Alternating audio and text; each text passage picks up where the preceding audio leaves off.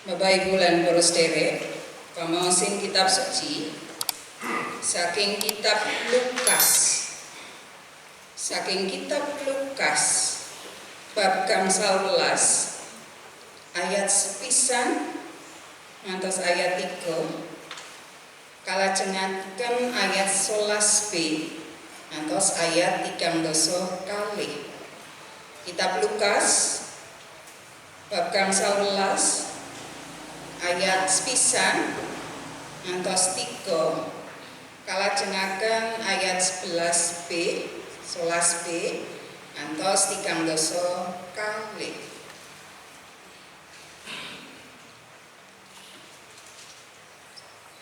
Saking waosan menika wonten kalih perikop.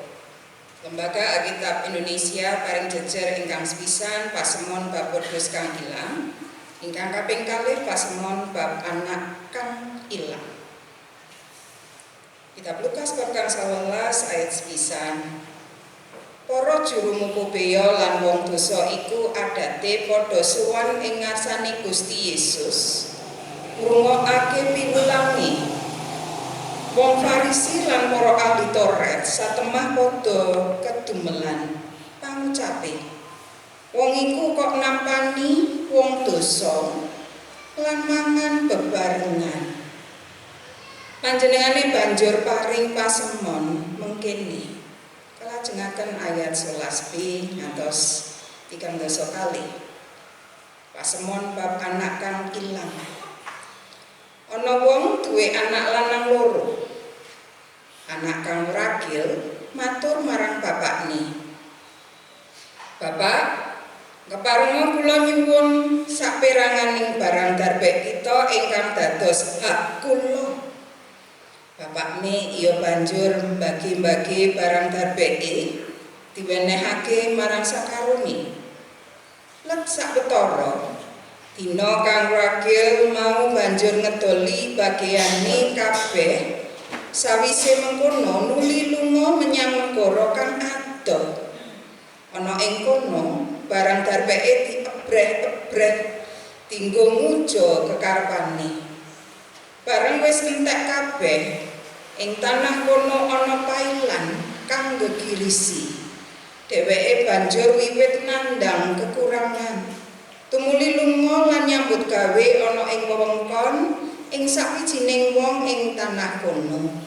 Banjur dikon angon babi-babine ana ing pategalane. Nuli kepengin ngiseni wetenge kalawan ampas pakan babi iku. Nanging ora ana wong kang gelem menehi. Banjur eling marang kaanane, mangkene panggagase.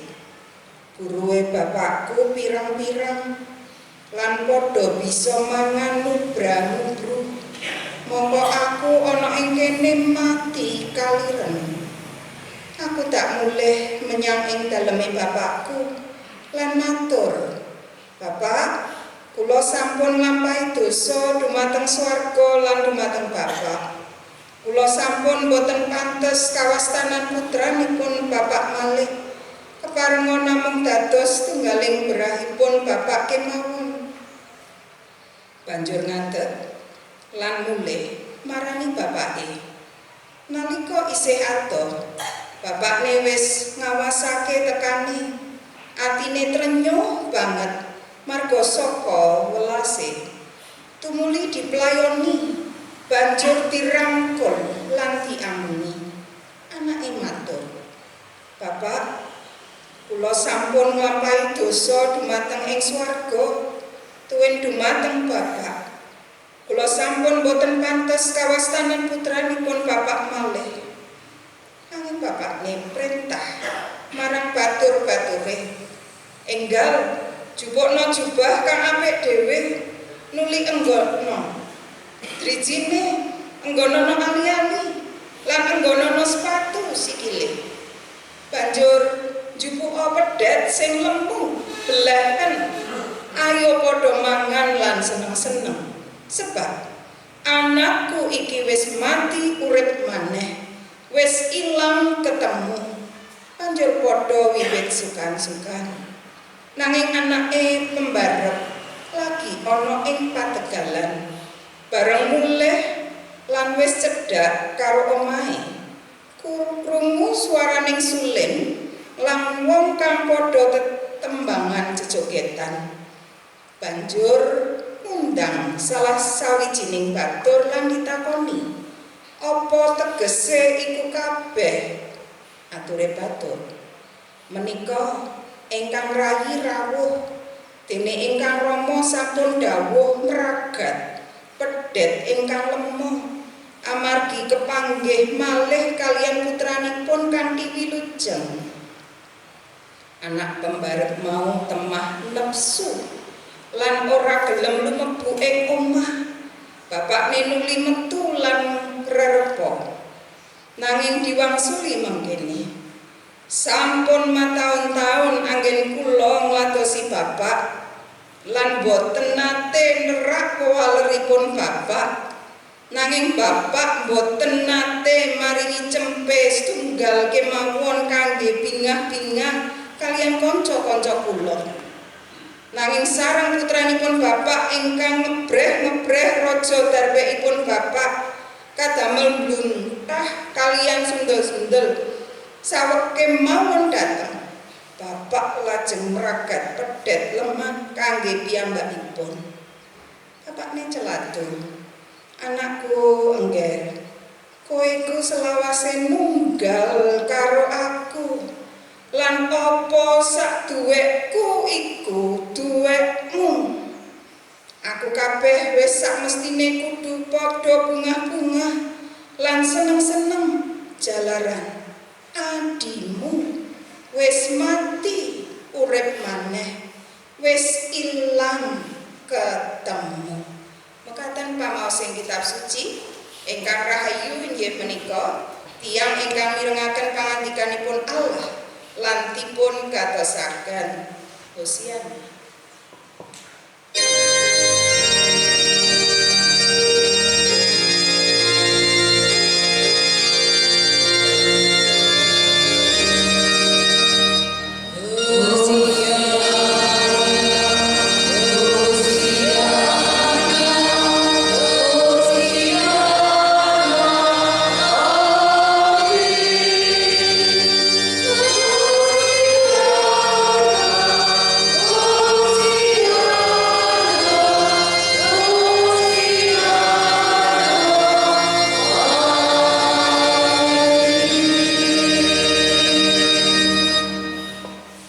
Ibu bapak lan para sedherek sugeng enjang kados pundi pawartosipun?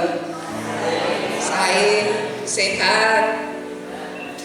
Kalau wingi deres nggih jawahipun malah ingi mopiri wonten bena. Kita ndongaaken sedherek-sedherek kita nggih. Semoga kita tansah ngucap syukur dumateng Gusti Allah. Ibu bapak shalom. Puji asmanipun Gusti, tentrem rahayu wonten ing gesang kita sedaya. Bu bapak dalem ngaturaken salam saking pasamuan lan pradata GKJ Kondo Kusuman kagem ibu bapak pasamuan lan pradata GKJ Canden. Gusti nunggil kita sedaya. Ing dinten Minggu menika Minggu Prapaskah ingkang kaping sekawan. Kita minangka tukar pelatosan ing Klasis Ngayogyakarta ing sisih kidul. Kula dipun dawuhi pelatosan lan ibadah sesarengan kaliyan ibu bapak sedaya kula remen. Sumangga kita ngibadah lan sakmenika kita mirengaken sabda pangandikanipun Gusti. Bu bapak lan para sedherek, ing dinten menika kita badhe ngrasa-rasaken sabda pangandikanipun Gusti kanthi jejer nampeni minangka mitra. Nampeni minangka mitra. Waosan saking kitab Lukas bab 11 ayat 9 ngantos 3 kalajengaken ayat 11b ngantos 30 kali. Ibu bapak lan para sedherek wonten cariyos mekaten. Wonten lapak ingkang tindak nitih sepur. Ibu bapak lan para sedherek ingkang nate nitih sepur sinten? Sedaya nate tindak Solo nitih KRL, tindak Kutoarjo nitih Pramek. Menawi kula rumiyin Pramek nika dhateng Solo, menawi kula kuliah saking Solo dhateng Yogyakarta dhewe menika nggih nitih Pramek, numpak Pramek. Nanging sakmenika gantos Pramekipun dhateng Kutoarjo, KRL saking Solo dumateng Jogja utawi kosok wangsulipun. Ibu bapak lan para sederek menawi nitih sepur menika saged ugi ing ngajeng utawi ing sisih menika sederek sanes. Lah bapak menika nitih sepur lajeng pepanggihan kalian lare enem. Lare enem menika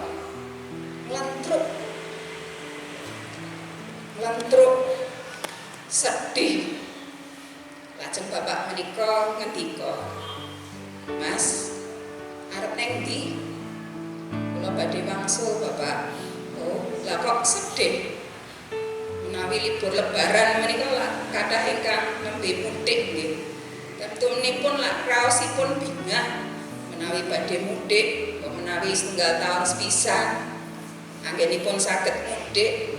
Nanging lare menika kok malah sedih, nglentruk."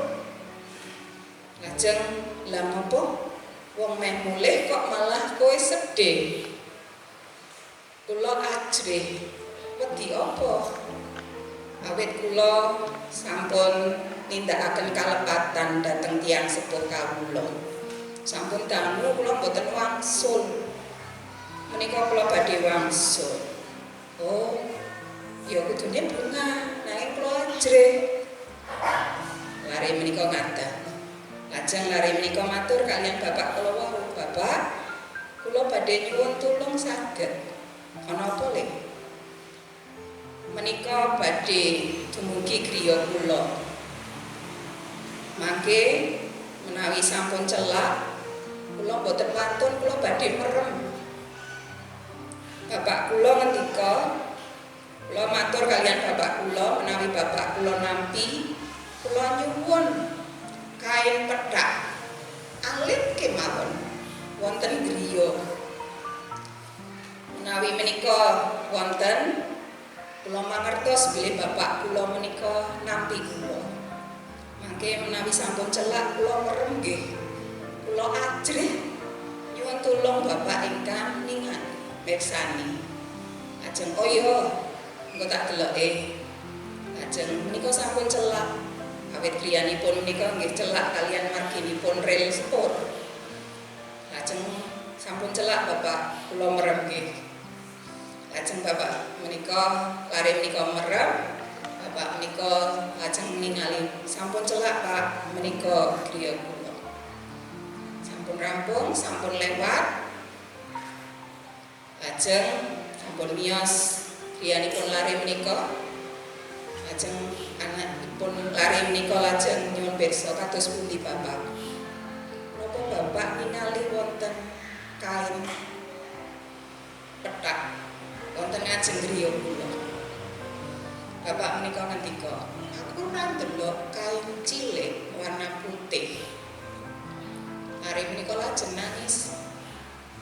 Bapak menika lajeng ngendika, "Kula mboten, aku ora ndelok kain putih cilik, ning aku ndelok kain putih gedhe banget ning arep omahmu." Lare menika lajeng nuwun, bapak kala wau ugi nuwun. Kados pundi lare menika bingah sanget awit bapakipun saged nampi piyambakipun kanthi tanda wonten kain pethak wonten ing ngajeng griyanipun. Bapak kaliyan lare kala wau nuwun sesarengan awit bingah. Ibu bapak lan para sederek cariyos menika sami kaliyan pasemon bab anak kang ilang. Ibu bapak lan para sederek menawi ing dinten menika kita sinau lan ngraos-raosaken sabda pangandikanipun Gusti kanthi jejer nampeni minangka mitra. Wonten 3 perkawis ingkang saged kita sinau. Ingkang sepisan, anggen kita nampeni minangka mitra awit katresnan. Katresnan nuwuhaken anggen kita saged nampeni sederek kita. Kita saged nampeni tiyang sanes. Kita saged nampeni minangka mitra. Ibu bapak lan para sederek, saking kitab Lukas bab 11 ayat kalih, tiyang Farisi lan para ahli Taurat menika sami gedumel ing ayat kalih. Wong Farisi lan para ahli Taurat satemah padha ketumelan pangucape. Wong iku kok nampani wong dosa lan mangan bebarengan. Ibu bapak lan para sederek, Gusti Yesus saged nampi tiyang dosa. Gusti Yesus saged dahar sesarengan kalian tiyang ingkang kasebat dening tiyang Farisi lan para ahli Taurat, tiyang-tiyang dosa. Ibu bapak lan para sederek, menika tulodo saking Gusti Yesus. Kados pundi sami nampi sederek sanes sanadyan mbok menawi sederek sanes menika nindakaken kalepatan. Nampeni minangka mitra menika ingkang sepisan kedah nggadahi katresnan. Menawi nggadahi katresnan nggih saged nampi. Ibu bapak lan para sederek, bapak ingkang saged nampi lare ingkang nitih sepur kalawau menika ugi awit katresnanipun dhateng lare dhateng anakipun. Pasemon bab anak kang ilang, tiyang sepuh kalawau saged nampi anak ragil awit menapa? Katresnan. Katresnanipun tiyang sepuh kalian anak menika boten nate pedhot. Katresnanipun tiyang sepuh menika tetep sanadyan sampun benten kita, sanadyan sampun dangu boten kepagian, sanadyan lare anak menika nindakaken kalepatan, katresnanipun tiyang sepuh menika tetep. Pramila sederek-sederek, lari-lari anak-anak sumangga tetep tresnani tiyang sepuh panjenengan. Yang sepuh menika katresnanipun menika tansah dipun paringaken tumrap anak-anakipun. Ibu bapak lan para sederek sumangga nuladani menapa ingkang sampun dipun tindakaken dening Gusti Yesus. Menika ingkang sepisan nampeni minangka mitra. Ingkang kaping kalih lembah manah lan paring pangapunten. Ibu bapak lan para sederek, anak ragil menika boten badhe dipun ragat, boten wonten pedhet ingkang lemu badhe dipun belah, boten badhe dipun nggoni ali-ali lan sapiturutipun menawi tiyang sepuhipun boten paring pangapunten. Ibu bapak lan para sederek, sumangga kita menika gampil anggen kita paring pangapunten dhateng tiyang sanes ingkang nindakaken kalepatan, nanging tiyang sanes ingkang nindakaken kalepatan menika sampun saestu getun menapa ingkang sampun dipun tindakaken lan nyuwun pangapunten. Sumangga kita ugi gampil anggen kita paring pangapunten. Awit menapa?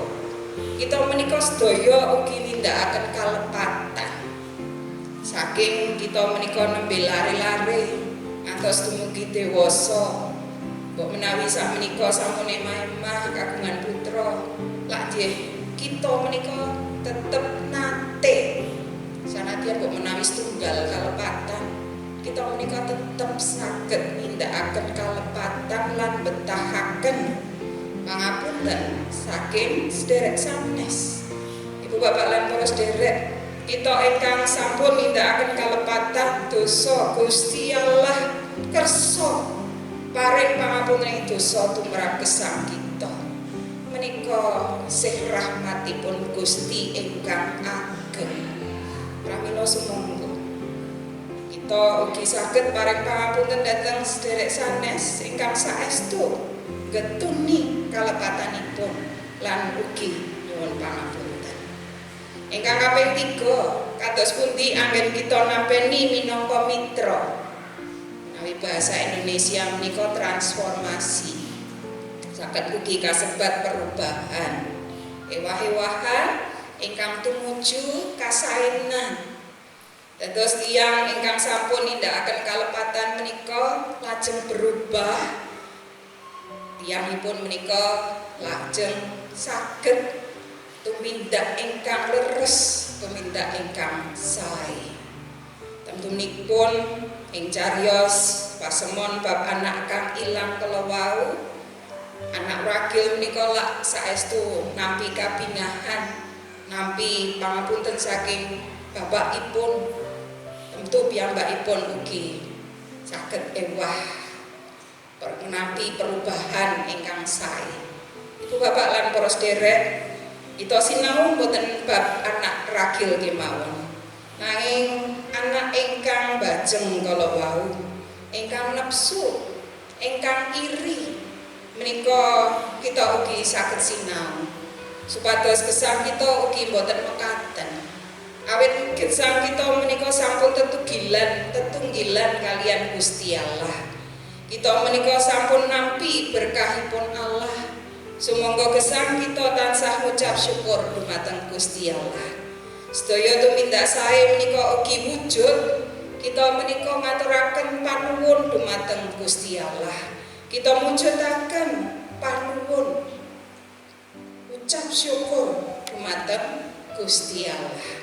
Sumangga menawi kita sampun nampi berkah pangapuntening dosa, kita sampun nampi katresnan saking Gusti Allah, sumangga gesang kita salajengipun gesang ingkang kebak kasaenan ugi lan dados berkah dhateng sesami. Sumangga kita wiwiti saking brayat kita, sumangga kita wiwiti saking pasamuan menika, sumangga kita wiwiti gesang kita sesarengan wonten ing masyarakat sekitar. Kita menika dados berkah awit gesang kita ugi sampun nampi berkah katresnan pangapuntening dosa saking Gusti Allah. Gusti berkahi wekdal ening.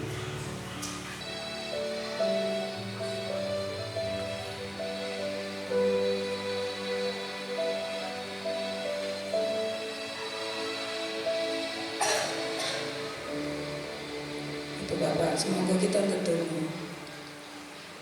Gusti Allah Rama kasorgan, kawula ngaturaken panuwun ingkang ageng awit katresnan patuko, awit patuko ingkang sampun paring pangapuntening dosa tumrap gesang kawula.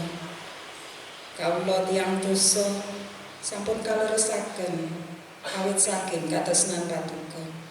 Gusti kawula nyuwun Roh Suci patuko mitulungi kawula. Kawula kasagedna nindakaken kasaenan wonten ing gesang kawula, mujudaken ucap syukur dumateng Gusti Allah ingkang sampun paring katresnan lan paring pangapunten dosa.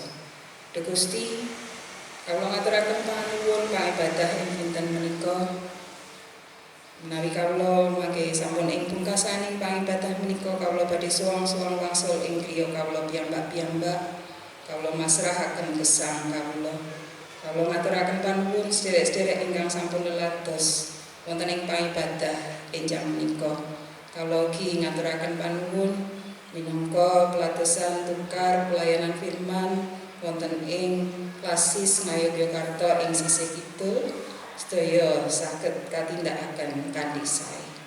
Gusti kawula sesarengan badhe tetunggal miturut piwulangipun Gusti Yesus Kristus tunggu Rama kawula.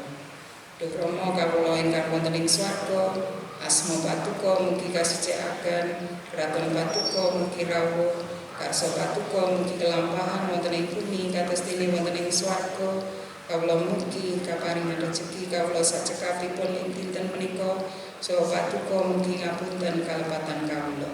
Kados dene kawula inggih ngapunten ing tiyang ingkang kalepatan dhateng kawula. Menapa dene kawula mugi sampun ngantos katantuaken dhateng panggoda, nanging mugi sami patuko walaken saking piyawon.